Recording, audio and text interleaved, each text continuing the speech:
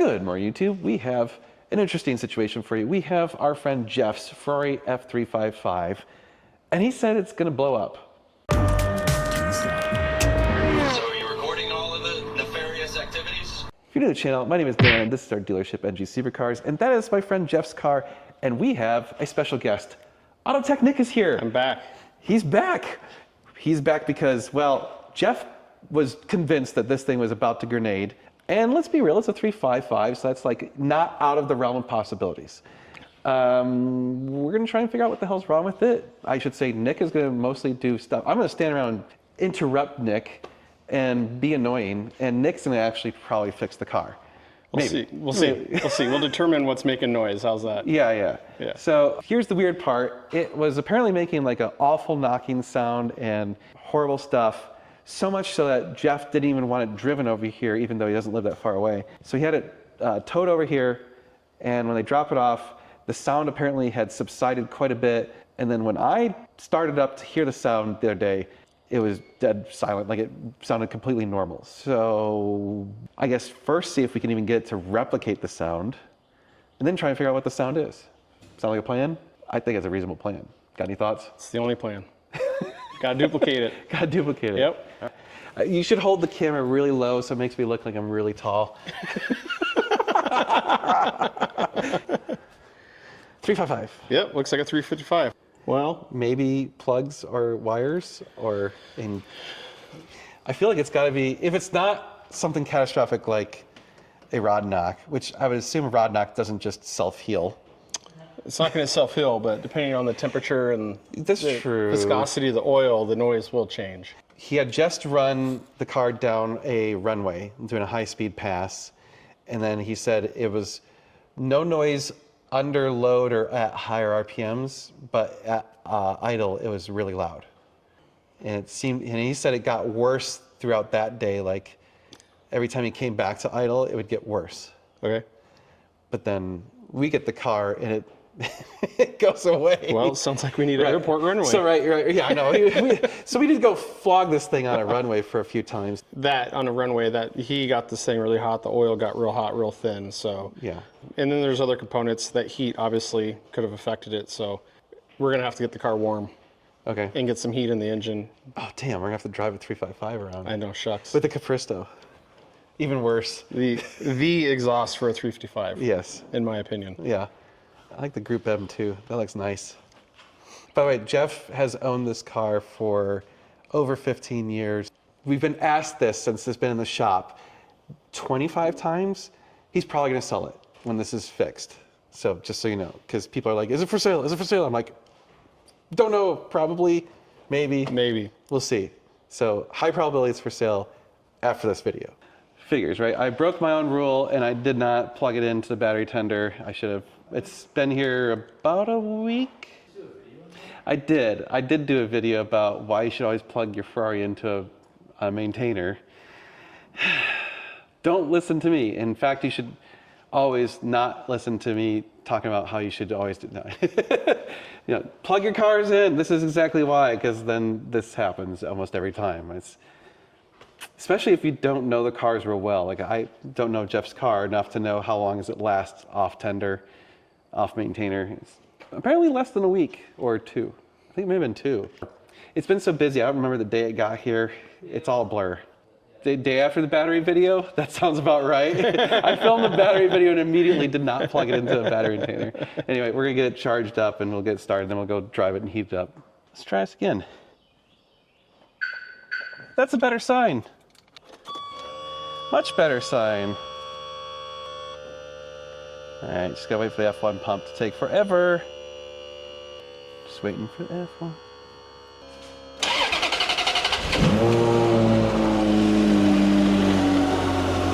We're in business. Yes. We were just talking about the glorious sound that the 355 makes and how it's just, you can't reproduce it in speakers. And it's hard to explain how good it is. Yeah. You just have to experience it. Like, see, this is okay, but listen to this.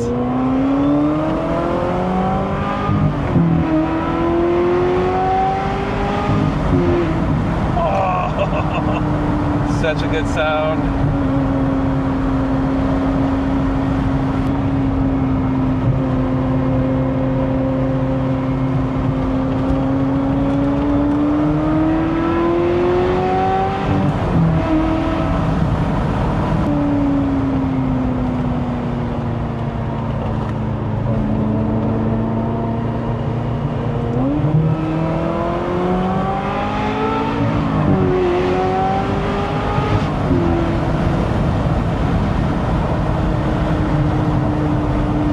So far, the only noise I hear it making is the right ones. I know, right?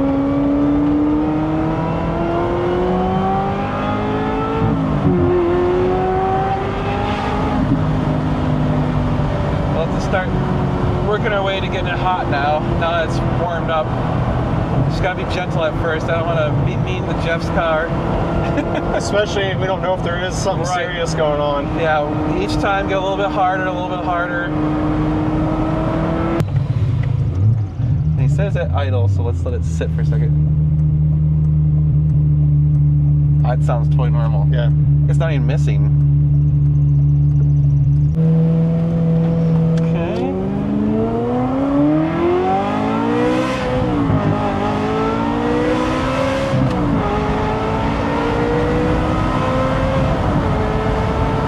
Don't hear anything.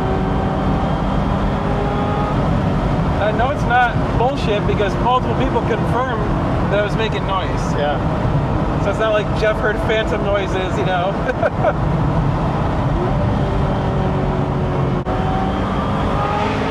Oh. The echo right off the trees and bushes. I mean, this isn't the worst, you know, No. drive in the world to Not just, at all. oh no, we have to drive around a 355 for a while. Oh, this sucks. Oh, and we have to kind of beat on it a bit because we got to get nice and hot. Yep. Really? Damn it. My job sucks. Your job sucks. Poor us. Yeah. Poor us. Damn. Yeah. I'm very intentionally keeping it in high revs to heat it up.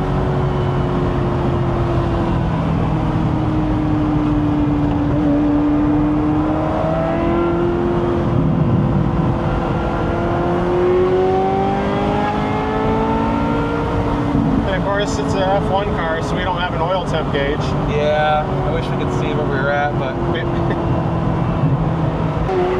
see, you can actually rev match the downshift on the F1 cars, but you gotta time it just right. You gotta recompute. This is a little bit slower than the 360.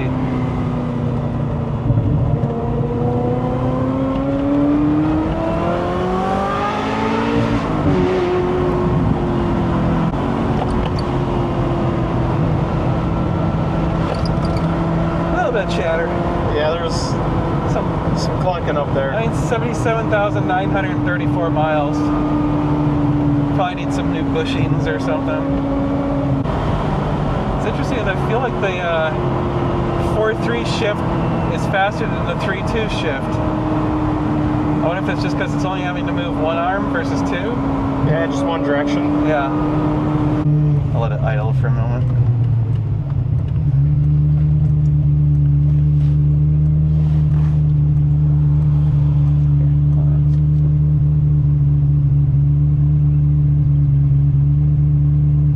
Done. Sounds like normal 355 noises to me.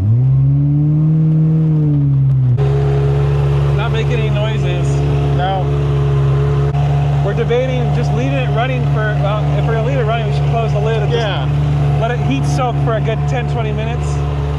I don't know what else to do. Worst case scenario, I think our arm's gonna be forced to drive it again. Damn it. I know. We can take the lunch. It was a terrible experience. Yeah. That does not sound good at all. I hated it. Yeah. Don't ever want to have to do it again. No. We think we might hear maybe a rattle. Well, Maybe. a thought came to mind of what could potentially be the noise, and it kind of matches with why we can't get it to happen. Because I just had the thought when I was watching you move the car that it could be an issue with the flywheel itself, the dual mass flywheel.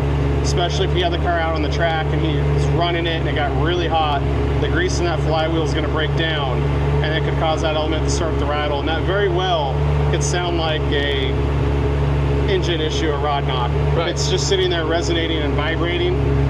The So flywheel's at the back, right? flywheel's in the back Which of the is- car. I said I thought I heard something back here. Yeah. If you well, it's gonna be hard to hear, but Yeah, shut it off. hear that? Here, Steve, he's it, shut it off. Oh, Right hear there. That grrr. That rattle, yes. That sounds kind of Yeah, and that rattle, if it was happening if the engine's running and it's rattling, that's definitely going to cause It's a gonna sound like a knock. knock. Exactly. Yeah, like a rod knock. And it's an interesting setup with the flywheel because it's at the back of the car facing backwards of the clutch. And also the input shaft comes through the output shaft of the transmission. Yeah. There's 3 rings on that seal the oil from getting into the flywheel because it's basically a free access. So long story short, the oil can travel through the output shaft and input shaft through past those seals inside the flywheel and then break down the grease in the flywheel. Therefore, the grease in the flywheel isn't viscous enough to prevent the flywheel from rattling. So that rattle when you shut off a 355 is very common, and that's indications of a flywheel that's probably needs to be rebuilt. So if the grease is really, it's been in there for a long time and he was really putting a lot of heat in the car, a lot of heat soak, it could have broke down further, and then it could have been just sitting there rattling. I think that's a really accurate possibility. Yeah. It sounds like it needs to drive harder, but I mean, Yeah, it sounds terrible that we're gonna have to prove that theory now. I guess we go out one more time, or do we want to put it in the air? It's on the rack. Yeah, let's put it in the air. Let's We put can it in get the air once. a visual look at it, I listen. think even if we think that that's it, we had another idea of pulling off the oil filter, cutting it open, and just making sure that there's no shit in there. Yeah.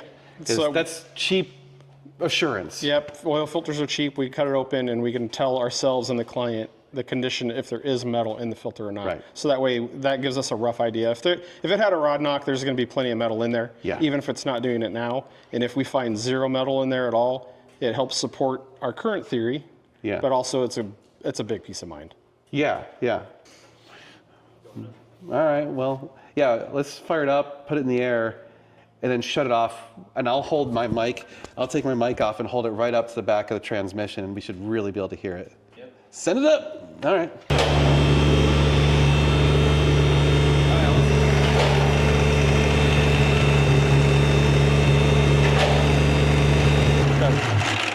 Oh yeah, that's it. That's gotta be it. Did you guys hear that? That was pretty obvious right there. So that's one of those, it's normal, because almost every 355 does it, but it's not supposed to do it.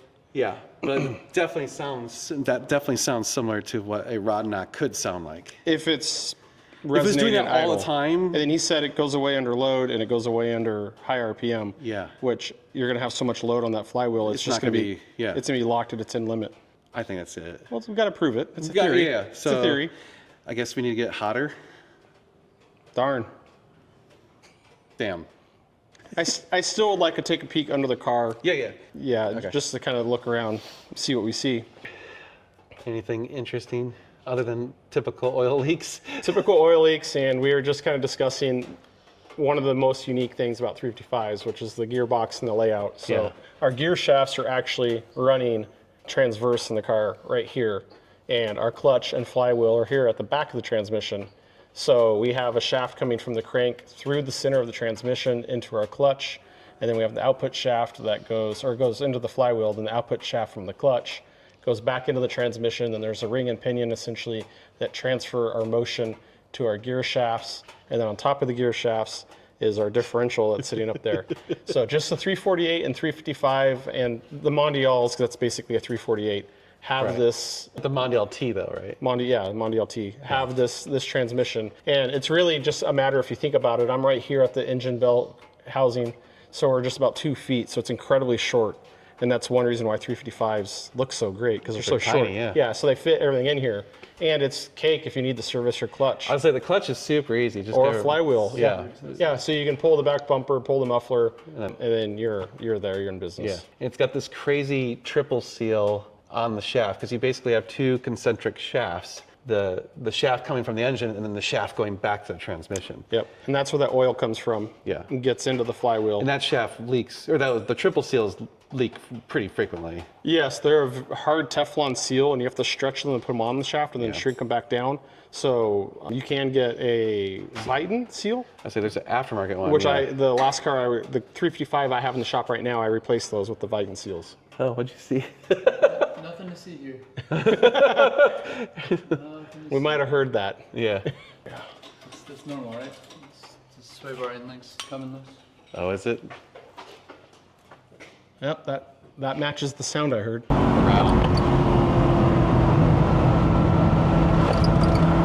Oh, that chatter.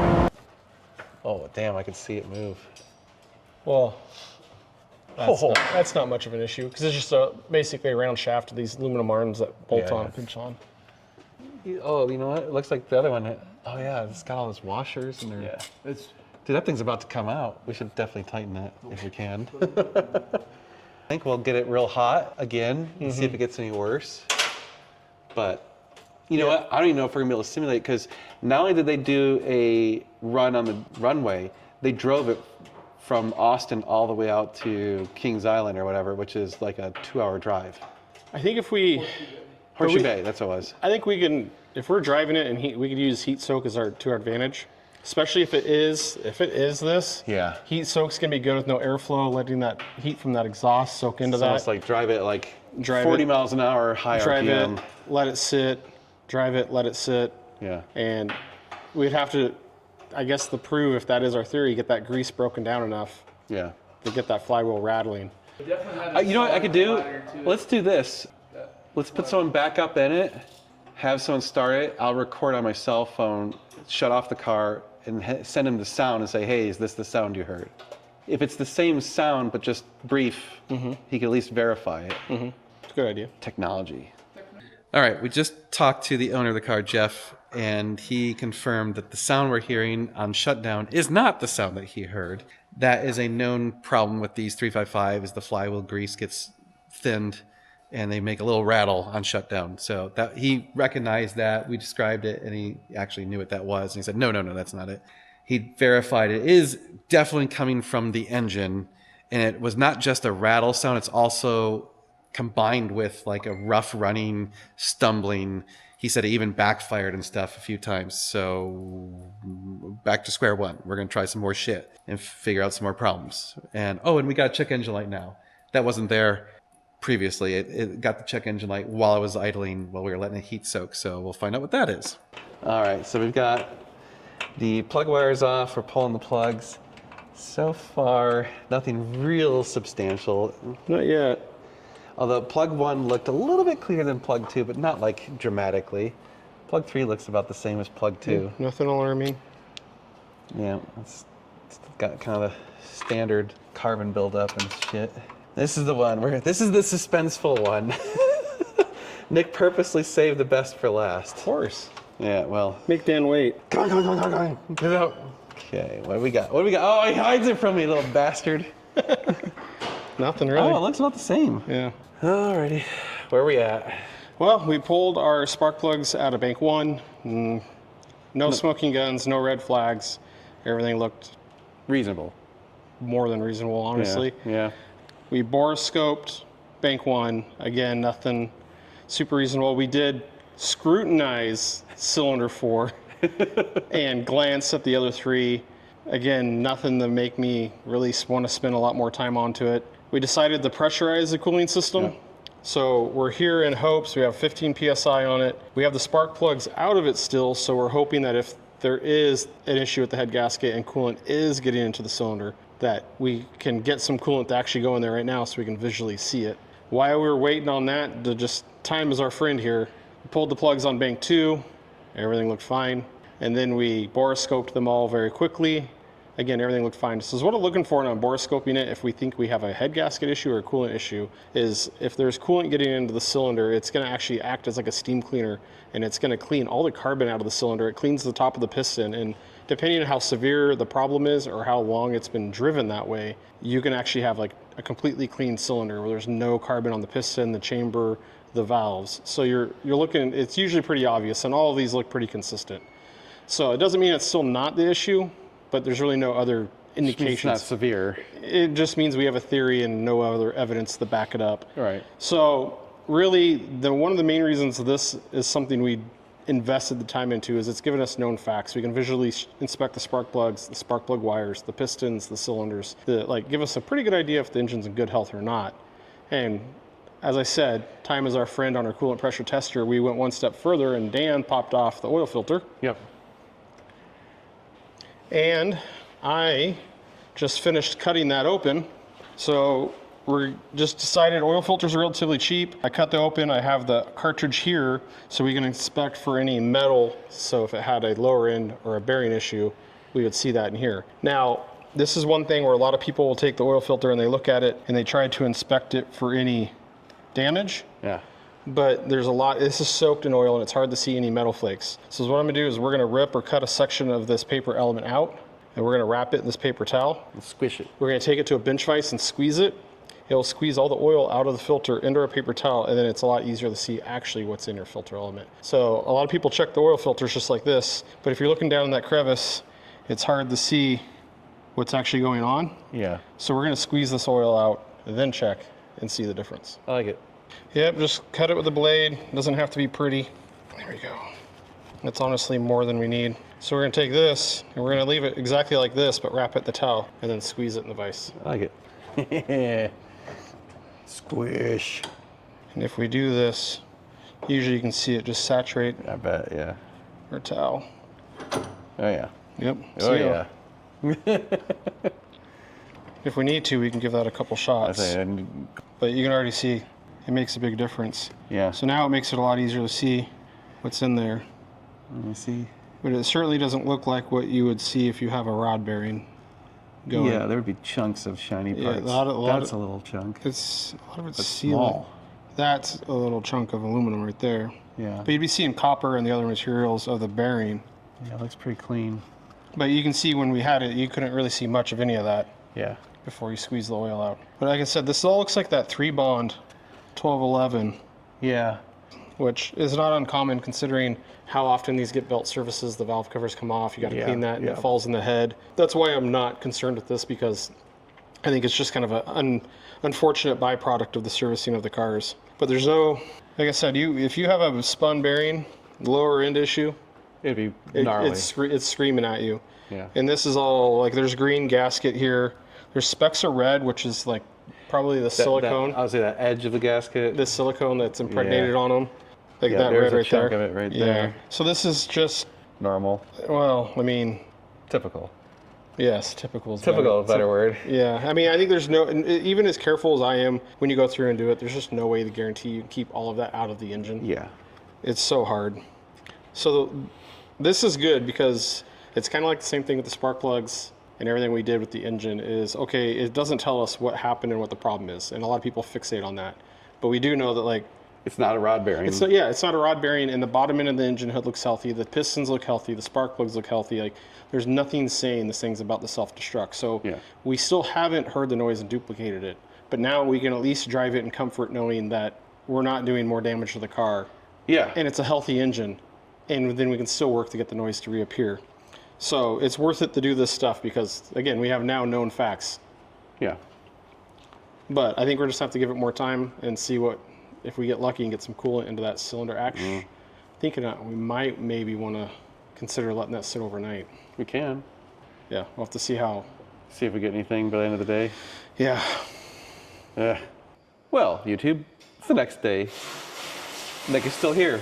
Still here. And the pressure did not drop a whole lot. We put it up to 15 PSI. It is just a little bit, it's like about 12 and a half, so it lost about 2.5 PSI overnight. That's actually really good. Really good. And the engine was still warm. So Yeah. as it cools down, we're going to naturally lose some pressure. 2 Yeah. PSI, I would say that's an exceptional result. Yeah, I mean, dang it. A lot of times you do this, you pressurize it, and you come in the morning and all your coolant's on the floor. Right, yeah, it leaked out somewhere. Yeah. Well, I guess we should still bore scope all the cylinders just to make sure that there's no coolant, but Yep, I it's think unlikely. we're just going through it for good measure because we're here. I don't expect to find anything, but we'll bore scope them again. I think since we have the plugs out, just do a Might as compression well. test Yeah, we'll do a compression test. and go from there. But I don't think either is going to tell us much, but at least it's going to tell us what's not an issue. Right, yeah. Well, yeah, we'll be able to rule out, hey, it's not a coolant leak and it's not a compression issue. Which, the compression one seems really unlikely because to only do it sometimes, like compression issues don't just like come and go. Yeah, but we're here. And Yeah. The plugs are out of it still. It just, why not knock it out real quick? Yep. And it gives us a better idea of the health of the engine. We already know, we've got the oil filter open. We're checking these things that are giving us, like, it's a noise that makes you question the health of the engine. So if we're checking these things, verifying that it is healthy, that's at least some good information to be gathering.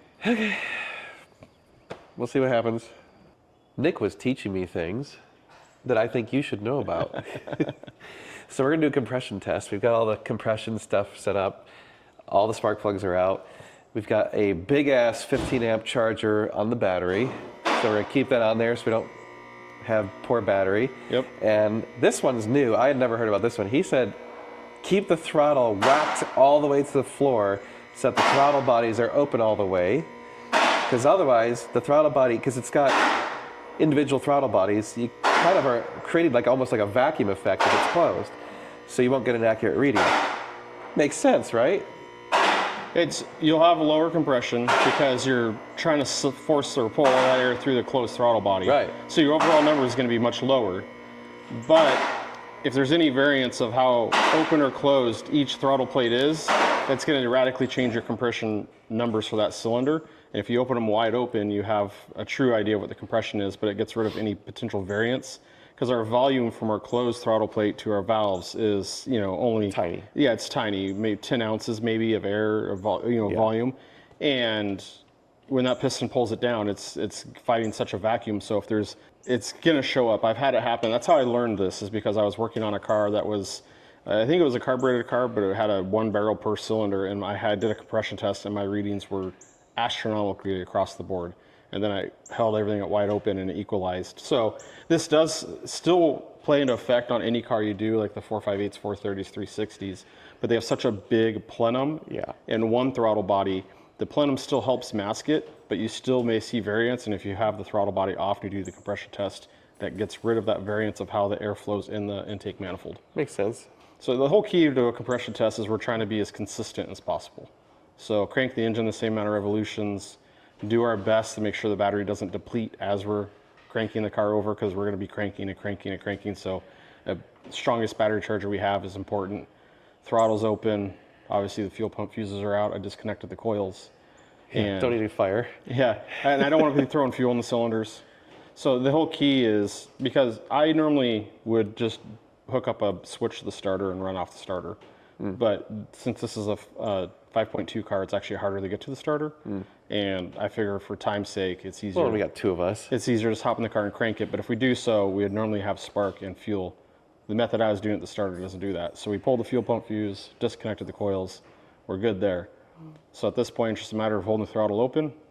Same amount of revolutions or compression hits. You can hear it when it hits compression. It's usually around 12 is 12. 12 cycles is usually once where the gauge stops. And then I want to see where each cylinder builds compression with that same 12 cycles. Like the same opportunity of work doesn't build the same amount of compression, not the maximum compression. Because kind of 2 different things. It's usually averages. Rarely do you get one that the maximum is different than what it gets under the 12. And after the 12, you can usually see around the 10 mark, it's kind of petered out and done. Right. Then 2 more for good measure. All right, cylinder 1. Ready? Yep. It's like 2, I guess that's 205. Okay, 205. Got that? Good. We're sitting there chatting, and Randy stumbled upon a snail trail of coolant going all the way right here and back here. So that's right here is where we saw the coolant leaking off the block. There you go. Look at that. Cylinder 4 leak. And then there's definitely a bigger leak up in the front. So, I mean, look at that. It's on the accessory belts and everything. That could be like the water pump, maybe?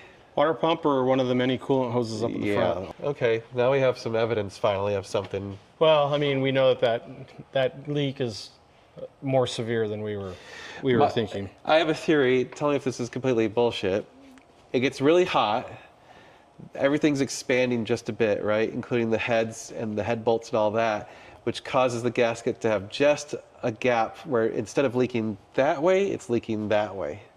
It could, but that's where I'd expect to see more of steam cleaning. Washed. Yes. But maybe it's only doing it when it's super hot and then it seals back up. It's possible. Like it's just barely a leak. That is very possible. Or I should say it's a leak that way, and Right somehow now. it's getting some that way. Yeah. I don't know, but that's no bueno. Shitballs. I guess we're gonna have to think about this for a moment. I will say that this is a first for me for an external coolant leak on a 355 out the head gasket. So, just first for everything. right? I mean, I'm sure plenty of people have seen it. It's just the first time I've come across it. Okay. Well, I'm gonna mop up the floor before one of us eats shit. It'll most likely be me. I'm the one who usually eats shit, just so you know. Running again. Not good. Well, it's running good, but yeah. Well, YouTube, a big pile of coolant kind of changed the situation, I think. Quickly. So we finally got evidence of problems. The stronger evidence. Yeah, but hard to say if that's related to the knocking noise that he was concerned with and what we were looking and chasing after, but that significant of a coolant leak kind of makes you stop and reevaluate the overall picture of what's going on. Yeah, so basically, I called up Jeff, the owner, and I said, hey, there is 100% a head gasket leak, and it's gonna just get worse. So whether or not that's exactly the cause of the problem, the heads have to come off on this car. So, and that was kind of his like threshold of pain point at which he was gonna decide, should I keep the car or should I just sell the car as is or whatever, was whether or not the heads need to come off. Because he just had the engine out 2 years ago. As he said, he's like, I just spent $25,000. I don't really want to spend another $25,000. I get it. That's in 2 years. That's $50,000 in 2 years. Eee. Yeah. That's like more than half the value of the car. We'll keep you updated with the scoop on this car. It's probably going to be for sale. I will let you know. So don't go ape shit emailing me until I say yes, it's for sale, please, because we don't know yet. It's not for sale right now. At the moment, it is not for sale. We'll put it that way. Yes, it's not for sale at this moment. I will do a video update, so you'll have to subscribe and watch other videos in order to find out. Ha! There you go. There's my, see, good marketer. Anyway, but that's, I guess, it for now, because we don't really want to spend a bunch of other time and money, because it kind of puts a stopping point of like, we know it's going to need that anyway. No reason to continue spending his money investigating. Yeah. He has decisions to make. Yeah. So. But huge thanks to Autotech Nick for coming out here. That was awesome. It's always super fun to work with him. And of course, go watch his channel and his videos. Autotech Nick, wait, it might be there or here. I don't know where. Wherever, yeah, somewhere, wherever Jamie puts it. Hi, Jamie. And I don't know, I guess that's it for now. Like, share, and subscribe. Hit the notification bell. We'll see you in the next video. We're going to be doing a lot of cool car stuff. You're going to want to stay tuned. It's going to be sweet.